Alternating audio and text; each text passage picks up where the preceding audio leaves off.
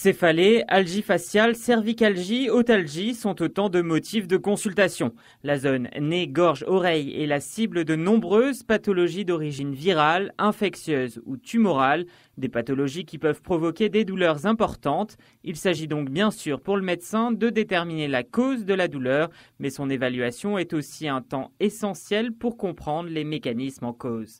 Malou Navez, responsable du centre de la douleur à Saint-Étienne, nous explique quelles sont les causes de la douleur. La stimulation, ça part des tissus, l'os, les muqueuses, les dents par exemple. C'est ça qui est l'organe qui va être stimulé. Par exemple, une pulpite, c'est une infection de la dent, une sinusite, c'est une infection de la muqueuse sinusienne. Le point de départ, c'est le tissu. Et comme c'est très richement énervé, le stimuli douloureux est transporté par ce nerf jusqu'au cerveau. Et puis il y a des phénomènes qui vont amplifier les phénomènes inflammatoires, le fait qu'il y ait aussi une innervation sympathique qui va encore aggraver l'inflammation, le fait que ça s'intègre dans un cerveau où la face est très richement représentée d'abord, et deuxièmement que les facteurs émotionnels, l'anxiété vis-à-vis de cette douleur de la face va encore aggraver les choses, amplifier les choses et faire le lit de la douleur chronique. Pour Malou Navez, il y a différentes méthodes pour diagnostiquer et évaluer la douleur. On utilise l'échelle visuelle, soit l'échelle visuelle analogique, soit l'échelle numérique. Ça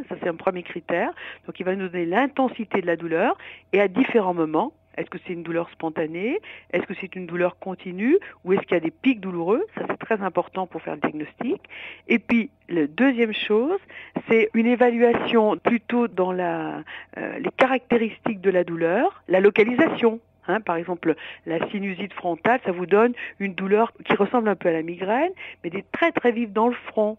Et c'est vrai que c'est pour ça que ça se mélange avec la migraine. Si vous voulez, ce qui est important dans l'évaluation et le diagnostic d'une douleur en ORL, c'est aussi la localisation. Les caractéristiques de la douleur, c'est plutôt électrique, c'est plutôt lancinant, c'est plutôt permanent. Et également la localisation. Dans la sinusite frontale, vous avez une douleur qui est très localisée au niveau du front et au-dessus du nez, en fait. Et cette douleur-là peut ressembler à la migraine.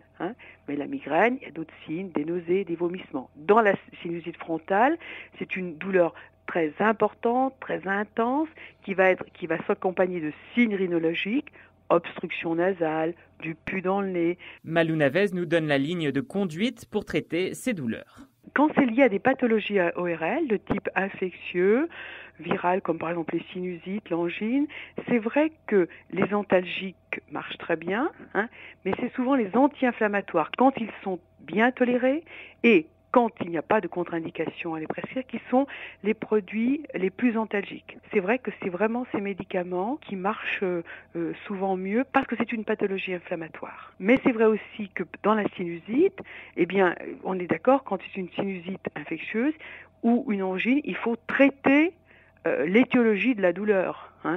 Une angine, c'est de l'antibiothérapie, c'est des traitements oropharyngés, c'est des antalgiques bien sûr, mais c'est quand même le traitement étiologique. Dans la sinusite, c'est l'antibiothérapie, c'est le lavage de nez. Merci Malou Navez d'avoir répondu à nos questions.